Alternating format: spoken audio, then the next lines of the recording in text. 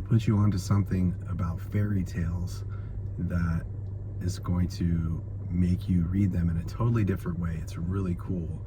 But before I do, I just want to say that if you have children ages 7 to 14, fairy tales that are really old, I'm going to recommend The Brothers Grimm. Those stories that are still around today that stand the test of time, they are that way for a reason. They're written in mystery language, and they're teaching something that we don't even know that they're teaching.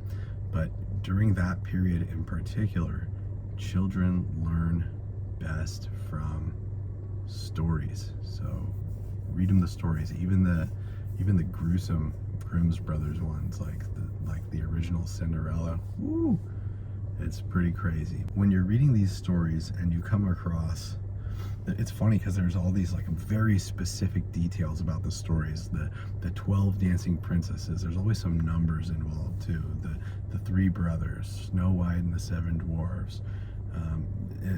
Everything is very intentional, and you can get a clue about what is actually being said based on the numbers, based on the type of animal in the story, things like that. And so let's take castles, for example. Whenever you hear about a castle or some sort of structure that someone's trying to get into or imprisoned in, trying to get out, what do you think that is? You guessed it, the physical body. You're right. You're so smart. So anytime there's a castle in your dream or in a fairy tale, it has to do with your temple, your physical body. And so let's look at Rapunzel, for example. She's locked away in the tower. For anyone to gain entry into this tower, she needs to let down her golden hair. And what could that be? So we've got this physical structure, the tower. We already said that's the physical body, but there's something unique about this tower. It's a long column, right?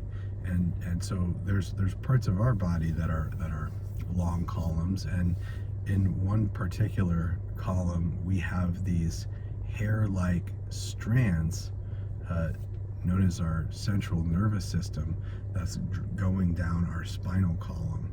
And so Rapunzel's golden hair is your central nervous system in your spinal column. Also, you know, people get down on the princess rescued by the prince thing. Guess what? Everyone has a princess inside of them. Did you know that anytime there's a princess in the story, that is the human soul? The human soul is inherently feminine in that it is the aspect of you that receives the spirit, which is inherently masculine. And so we have a soul that inhabits a physical body that needs to be receptive to the spirit in order to take it in, to merge with it, to marry it.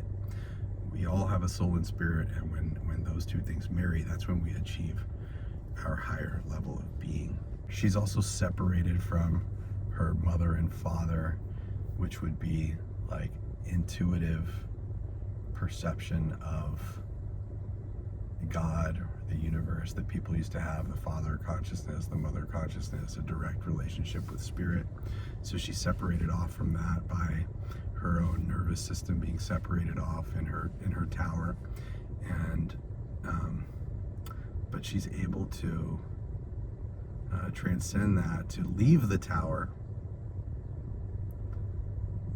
by wedding the prince that comes to her. So there's something there. What do you think that could mean for the trajectory of humanity? I'm curious to know what you think. Let me know in the comments.